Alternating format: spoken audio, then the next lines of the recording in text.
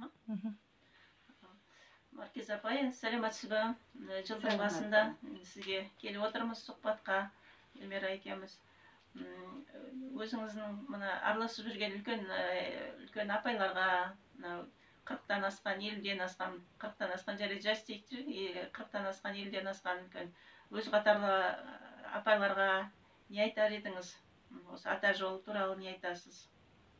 Негізі ата жолын білгеннен бері жалғыз менің басымда ғана емес қой, көп адамдар осында қиналып жолын таба алмай ізденіп жатқан адамдар бар. Соларға сөзімді жеткізе алмай жатырмын. Қалай айтып, қалай жеткізерімді білмей жатырмын. Өзімнің келгенім ютубтан көрдім. Тоқберген ұстаздың сөзіменен ютубтан көрдіңіз, иә? Көргеннен кейін сол ізденіп хатым құранды қалай шығартады дедім. Сосын бірден осылай 21 кісінің атын жазасын дегенде жүгіріп барып поштадан салып жібердім де. Қабыл болсын. Кісілердің сол бірінші келгеннен сол хатым құран шығарту болды. Одан бері қарай 7 рет хатым құран шығарттым. Енді түсті әуелден де көретінмін. Сол түсім бәрі түзеліп жақсарды. Осы неде аталар жолында түс жору деген бар екен, оған да қызығып кіріп алдым. Онда да жаңа көп жақсы нәрселерді айтып отыр. Ең бірінші біз өзіміз бұрынғы ата бабамыздың жолы, қазақтың бұрынғы кемпірлері бір құрбым айтады да, Сәлима деген. Анау апаларын айтады өздерінің. Сол кісі қайтыс болды десе мен нанбай жатырмын дейді да. Таңертең ол кісі шаруасын істеп жүреді ғой. Қалай болды? Сонда бұрынғы әжелеріміз, мен жұртты қызықтырайын деп айтып отырмын ғой, 92 жасқа келіп, таңертең жұмыс істеп, кешке өліп қалып жатыр. Сондай өлім ғой бәріміздің аңсайтынымыз. Қиналмай жанымыз. Қазір қарасаң, жастар да, үлкендер де ауырып қалыпты, ота жасатыпты, ақша жинап жатыр. Бәрі сатулы болып кеткендіктен адам қатты қиналып жатыр. Ал ауырмайтын жол осы ата жолында тұрып келді. Осыны ұстану арқылы, біз киімімізді түзеу арқылы, сөзімізді түзеу арқылы, ата бабамыздағы қарғысты жолын кесу арқылы әп-әдемі болып өмір сүре алады екенбіз. Осыны жеткізіп айтып, адамдарға түсіндіре алмай жатырмыз. Бұрынғы аталарымыз сондай болды ғой, апаларымыз, әжелеріміз, аталарымыз солай қазақи дәстүрмен жүрді ғой. Расында бұрын ондай не қылмадық қой. Ол кісілердің жаңағыдай бір ауырып, төсек тартып жатқанын көрмедік қой. Сондай өмірді осы ата жолынан табасыздар деп айтқым келеді. Қазір тыңдап отырған кісілер болатын болса, ата жолы деп ютубтан қарасаңыздар, атамыздың жолын насихаттап отырған қазір үлкен апалар да келіп жатыр, бастан өткенін айтып жатыр. Бастан өткенін айту арқылы адамдар өзіне ұқсасты көреді екен де, соған ұмтылады екен. Мұның ерекшелігі. Мен осылай істедім, осындай болды, осыдан кейін осындай болды деген сөзді айтқан, неғұрлым адамға түсініктірек тез барады екен. Ізденістің арқасында, қандай біреудің мысалы бір жері ауырып, омыртқасы ауырып тұратын болса, оған аяғы ауырған нәрсені айтсаң, ол онша аға қоймайды екен. Енді ол анарадан мен де омыртқам осылай ауырды, бүйтіп емделдім десе, оған екпетінен құлай түседі. Қалай екен деп іздене бастайды. Сондықтан біз неғұрлым көбірек айта берсек, соғұрлым адамдардың санасын ашамыз ба деп ойлаймын. Енді менің ата жолында түсінгенім, мына сен өзіңсің, өзің әкең, артыңда атаң тұр, оның артында тағы ұлы атаң тұр. Енді осылардың барлығы керемет періште болып өмір сүрген жоқ қой. Жүктер дегенді айтайын деп отқаным. Ол кісілерден қалған бір қиянат жасады ма, мысалы біздің әкеміз соғысқа қатысты. Еріксіз түрде болса да адам өлтіруге тура келді. Енді ол кісіні де ақтап алу керек. Былайынша қазіргі неменен ата жолында ұққаным бойынша ол кісілерге де хатым құран шығарту арқылы, артынан желпек тарату, құрбандық беру арқылы біз ол кісінің күнәларын жуып шаятын болсақ, ол бізге қорған бола алады. Менің ұққаным осылай ма қылдар? Ал енді біздің өзіміздің жүгіміз болса, біреуді қарғап қойсақ, боқтап қойсақ деген сияқты, ол өзіміз ақталып мына дүниеде үлгермесек, яғни тақуалықты ұстанбайтын болсақ, киімімізді дұрыстап, намазымызды орнына айтқанда біздің жүгіміз баламызға қалады. Баламыз қиналады, оның жолы жабылады қазіргі қазақтың ұғымындағы сөзбен айтқанда. Осыларды болдырмау үшін өзіміз мына әжелер өзіміз тазарып кетсек, келіндерімізге үлгі көрсетсек, қыздарымызға үлгі көрсетсек, олардың киімдерін түзеуге аузымызбен болса да әсер ететін болса, біртіндеп қазақ қоғамы дұрысталады деп үміттенемін. Дұрыс. Енді мына нелерге өзіміз қатарлы адамдарға, әйел адамдарға өте қиын екен. Өзім қатар. Кілең ғалымдар, керемет кісілер, менен жоғары білім. Не деп отырсың дейді, сен бір сектаға кіріп кеттің бе дейді. Өзгеру қиын. Айналайда. Сіздің мынандай тұрмыңызды көрмей ма? Бұрынғы әже кәдімгі қандай керемет бұрынғы. Жоқ, әуелден кейін жүрмін ғой, оған онша мән бермейді. Просто кимешек кигенім жаңалық болмаса. Жаңалық болып жатыр ма ол кісілерге? Иә, кимешегің жақсы екен дейді, енді ешкім нетіп жатқан жоқ, бәрі қолдап жатыр. Кимешекті кигеніме бір 2 жылдан асып кетті. Енді ата жолына келмей тұрып өзімше жаңағы қажылыққа барарда орамалды шешіп жатқан бірнеше қабат ораған қиын болатын шығар дедім де кимешекті іздеп, сол кимешекпенен неттім. Қандай жақсы. Содан ізденіп кеттім. Қандай жақсы. Енді ата жолында бәрі тұр ғой, былай қарасаң. Үлкенді сыйлау, кішіге іздет, қамқорлық, бәрі осы арада тұр. Тіпті қалай тамақтанудың ережесі де бәрі дайын тұрған нәрсе, соны ала қою керек. Енді қатарларым болатын болса, ол кісілер жаңағы маған онша сенімсіз көзбен қарайтын сияқты. Енді айтқанымда бірақ қарсылық келіп жатқан жоқ. Әлі киіне қоймай жатыр бір жаман жері.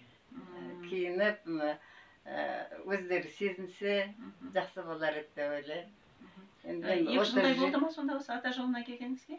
Ата жолына өзімнің жан құрбымды кіргізіп едім, біраздан кейін шығып қалып, оған ұрысты, ұрысқан жақтырмады. Үлкен кісі ғой, қалың кісі. Жаңағы жастар ұрысып жатыр, қойшы бар кезде, сен қайда кіргізіп қойғансың мені. Шығарып тастаймын деді, шығара берсінші деп өкпеледі. Енді кішкене пісіңгіресін, қайттан кіргізерін. Аты кім еді? Салиха. Салиха Аманғалиева деген. Өте керемет кісі, енді үлкен шәкірттер тәрбиелеген, жақсы енді. Қалғандарына да айтып жатырмын. Ол кісілер енді қайдан... Ешкім қарсы болмайды. Дұрыс емес сенікі демейді. Бірақ жаңағы өздері қозғалып болмайды. Кішкенеден кейін қайтадан ойланады, қайтадан не қылады, қызығады, қызығу танытатын ата жолына шы. Біртіндеп енді келеді, жақсы нәрселерді өзімше осыған алаяқтау дегендерді жіберіп отырам. Сол кісі қазір жақсы болды ғой, сол арқылы сол жайлап жетектеп жатырмын. Анау мынау деп кейде сұрақ қояды, сұрақ қойса рахаттап тұрып біраз нәрсе айтып тастаймын. Сұраған нәрселердің бәрін қанағаттандыруға тырысамын. Бірақ ешкім тікелей қарсы келіп жатқан жоқ, не істеп жатырсың деп жатқан жоқ, просто өздері әлі дайын болмай жатқан сияқты. Қай уақытта дайын болып тұрады? Қай уақытта? Қай уақытта дайын болады, иә. Оны уақытты деген әнімін деген сөз өтіп баратыр, иә, мысалы. Жай ғана, енді біздер осыған келгеннің өзіне біраз неттік қой, енді шынын айтса, сендер жассыңдар, осы бәлені бастаған біз деп айтуға болады. Көйлекті біртіндеп қысқартып, етекті біртіндеп қысқартып, бұнда келгенде оқуға келгенімізді кемпір құсап не ұзын киесін деп бізді мазақтайтын. Енді ең соңғы жағынан мен де жаңағы ілестім о қыздарға студент болып. Солай біртіндеп келді біздің жағдайымыз. Сосын енді біртіндеп кейін қайтатын шығар деген үміт қой. Бір кәдімгідей төселіп алған кісілерді көргенде риза болады. Сүйсінесі, иә, қарап мысалы. Бүгінде Сақып Жамал деген кісінің жаңа сендер келерде соның ютубтан көріп жатқан, бастан өткендерін айтқан, соған риза болып отырған. Ол кісінің де айналасындағы кісілер Жамбыл ағаларыңды айтып жатыр. Бір семьядан әйелі келсе күйеуі қарсы болып жатады. Күйеуі келсе әйелі қарсы болып жатады. Екеуі келгендер өте сирек кездеседі деп.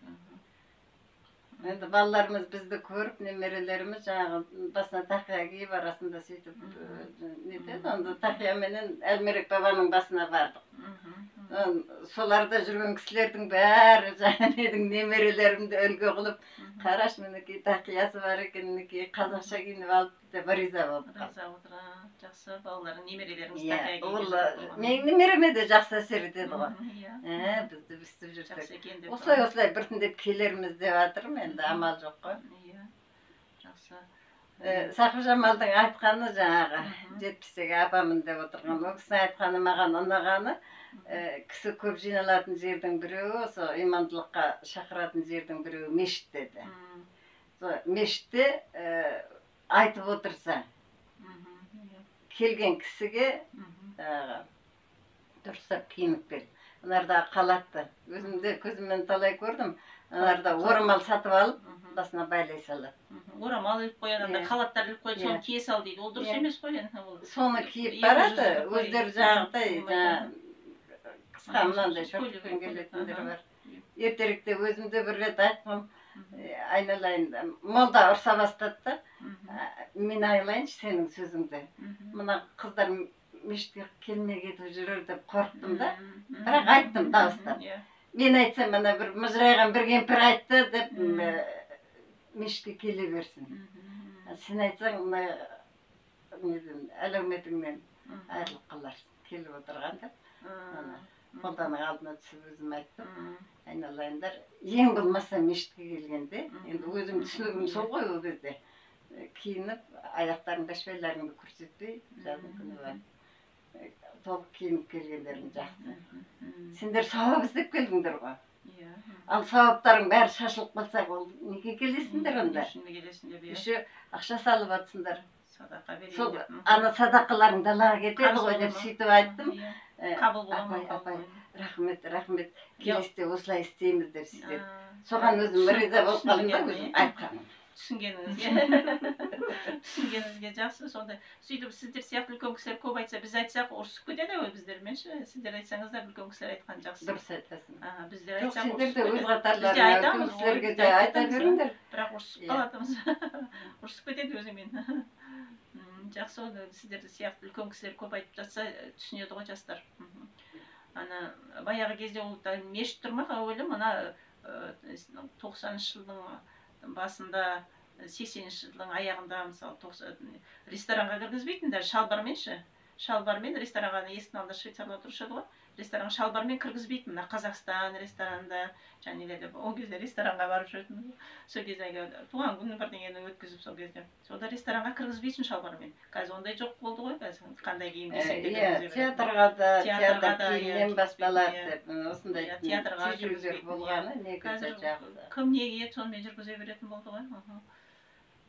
Киімнің нығметі деген керемет қой расында. Мына киімді толық кигенде бірталай ұсақ түйек аурулар жабыспайды екен, байқағаным. Мұрын бұрқырап жүрген болмайды. Тұмау деген тұмау болып қалдым, жатып қалдым, жұмыстан қалдым, бөлетен алам деп қиналғанша жастар. Толық киініп жүр, болды. Одан басқа сенен ешкім ештеңе сұрап атқан жоқ. Шешініп жүр деп ешкім айтпайды ғой. Бір негізі дұрыс емес демесе, негізі киім кигенге ешкім қарсы болмайды деп ойлаймын. Ал еміз дегенше ауырмайтын жол ізде дейсіз ғой. Ауырмайтын жол. Осы бір несі, осы киім дейсіз ғой нығмет, дұрыс айтасың. Қорған болып тұрады денеге. Жеті қорған салып тұрады дейді ғой. Адамда жеті өріс болады деп жатамыз ғой. Бәріңде оқыған, жоғарғы білімі бар адамдарсыңдар. Адамның жеті өрісі, шакра дегенді естіп жүрсіңдер. Менің анам марқұм айтатын, шұқыр деп. Ана шұқырыңды қорға, мына шұқырыңды қорға деп. Сонда жаңағы шүкір ме, шұқыр ма, онша ұға қоймадым, бірақ әйтеуір анаңның айтқанын істейсің ғой. Сонда осы шакра дегенді бұрынғы қазақтар да білген. Бұлай қарасаңыз. Соның қиындық өрісті қазіргі тілмен айтқанда өзіміз басқара алатын болсақ, киімнен неге қашамыз? Киім кию арқылы соның бәрін ретке келтіретін болсақ. Осындай ойларымыз бар. Енді ата жолына келген, ұмтылған кісілердің бәріне жол ашық. Оған сенің келгенің үшін ешкім ақы сұрап атқан жоқ. Ютубтан тыңдап атырсыңдар.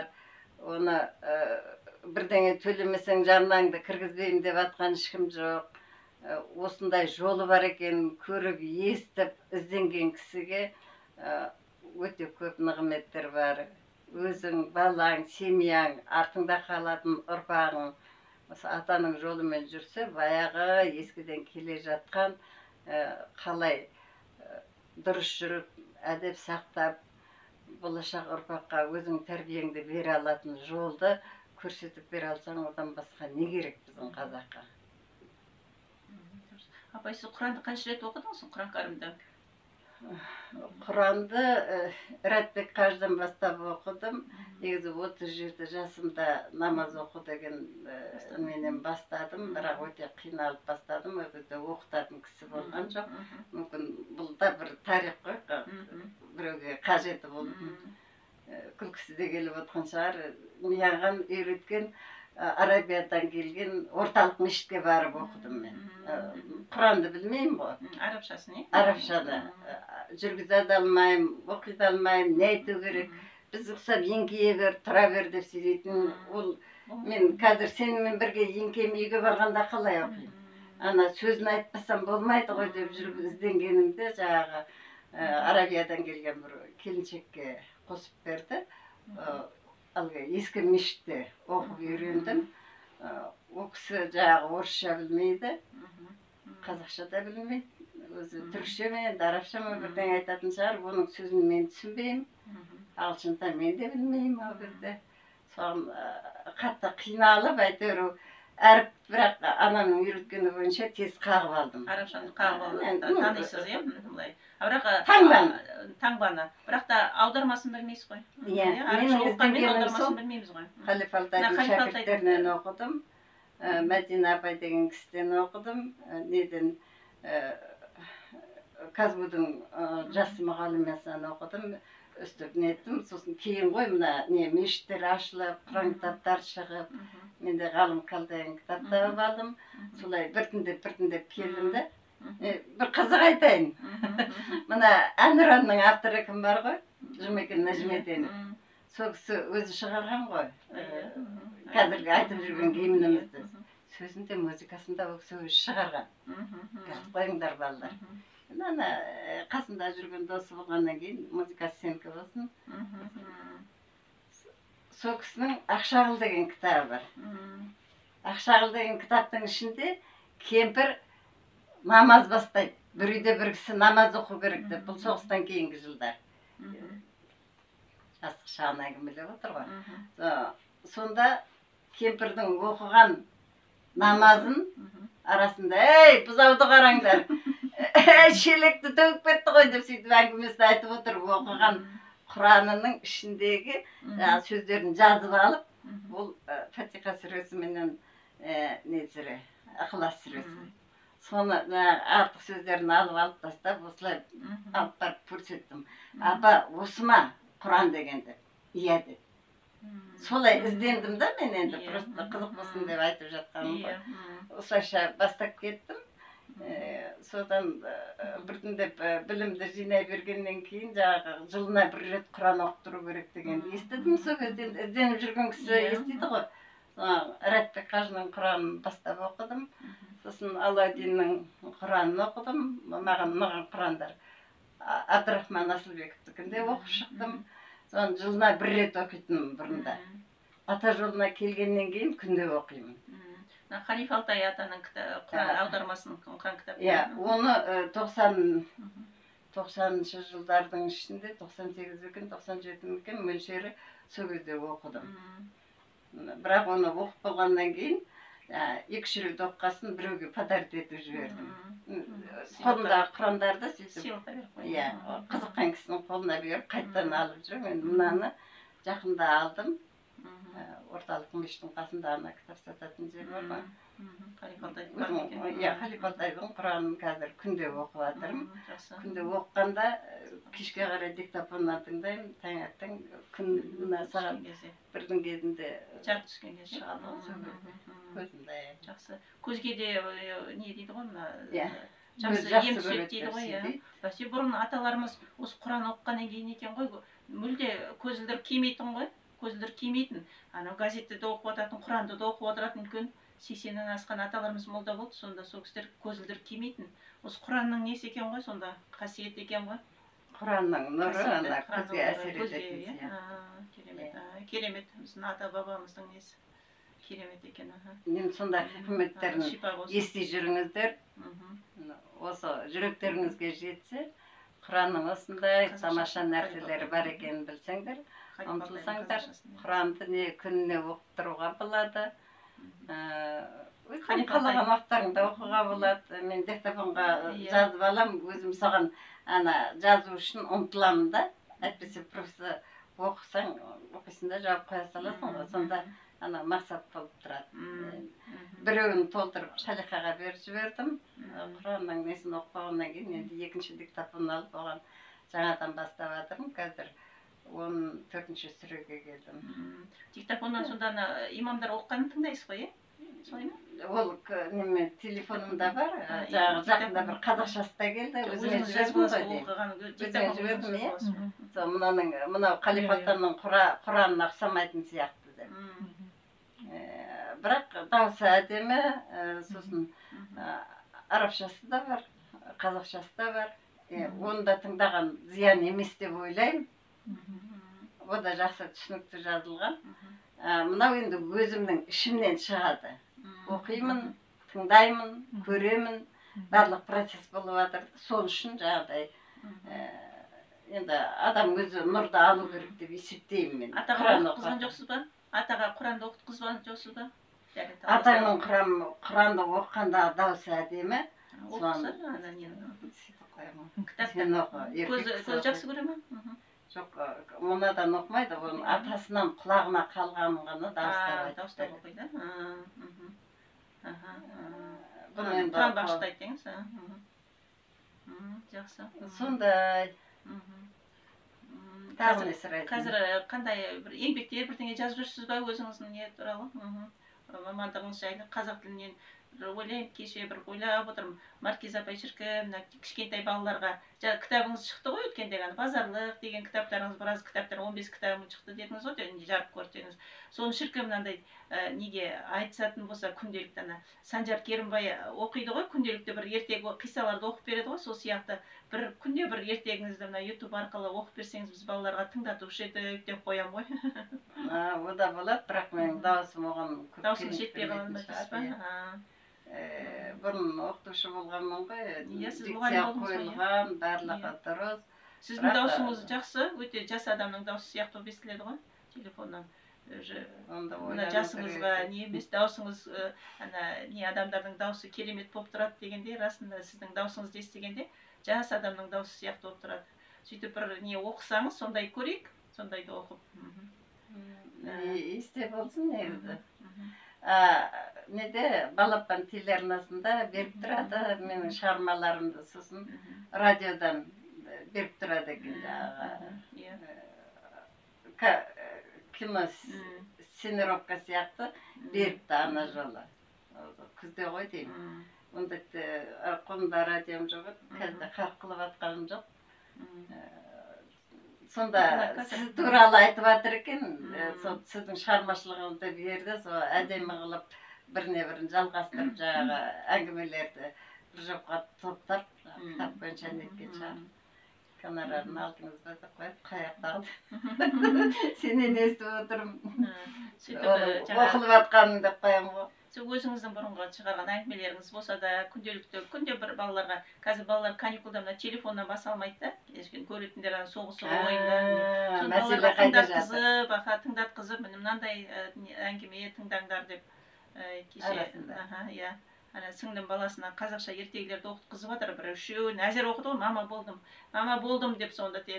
Ал енді түсінгеніңді айтшы десең, әйтеуір түсінген орысша, қазақша әйтеуір түсіндірді әйтеуір бірдеңе қылып. Сонда анандай әңгімелер көп тыңдатқызса, бұрын 5 сомның несі болушы еді ғой, радиосы, іліп тұршы еді ғой. Сонда кешкі сағат 7-де ме, 9-да ма, ертегі болып шыққанда бәріміз жиналушы едік қой радионың астына. Сол сияқты сіз бір уақытта сондай әңгімені оқып тұрсаңыз, балаларға тыңдатсақ болушы еді. әңгімелер. Мамандар бар оқып жатырған негізі. Неден асыларынадан бір жас келіншек оқып жатыр. Біздің ата жолда сіз оқыңыз, сіз мұғалім болғансыз. Бұл тапсырмаң жақсы, ол бір жағынан адамға стимул береді. Осыны істейм деп, мен осыны істесем деген қиял туады да адамға жақсы. Рахмет, сенім білдіріп жатқаныңа. Иә, солай болса, біз балаларға тыңдатушы едік. Қазір қыс кезі бізге келе алмайсыз балаларға не айтып бергенге, не алғанға, үлкен кісілерсіз. Сондай бір ұсыныс бар да, жаңағы не. Жақсы. Міне бізде бір қыз шықты бұл. Осы ағаның нелерін бітті ма? Ағаның нелерін оқыдым, жаңағы ата жолындағы зікірлердің өлеңдерші, жазылған өлеңдерді оқыдым. Дауысы керемет ана қыздыңшы. Өскеменнен болды. Дауысы керемет ана өлеңді оқығандашы. Тебірентіп, сондай, өзің оқып отқанда бір жерін түсінесің, бір жерін бірдеңені ойлап кетесің, есіңе шығып кетеді. Оқығанда тыңдаған кезде, енді керемет жүрегіңе әсер қалады. Біреудің жаңағы алдыңда 30 бала отырады ғой, біреуі зрительный памяті жақсы да, саған айтқаныңды жазғаныңнан ұғып алады. Біреуі жаңағы құлағымен тыңдайды да, жазғанды нетпейді. Біреуінікі феноменальный память, сөнді ғой деп еркін сөйлеп жатырмын да. Ол жаңағы бүйтіп отырғанда кітаптың ішіндегі жолына дейін есінде қалады да баланың. Ол жаттап алу міндет емес, сондай балалар болады алдыңда. Сонда әркімнің қабылдауы әртүрлі. Енді жазудан да аға да жазып жатыр, айтып та жатыр. Енді әркім әрқалай жатқызеді ғой. Мүмкін сіз де жаңағындай балаларға бір нені айтсаңыз, жаңағындай өзіңіздің жазған нелеріңізді базарлықтың ішінде аңыз ертегілер деген бар ғой, солардан мына нелерге жақын қылып мақтанайыншы сөйлеп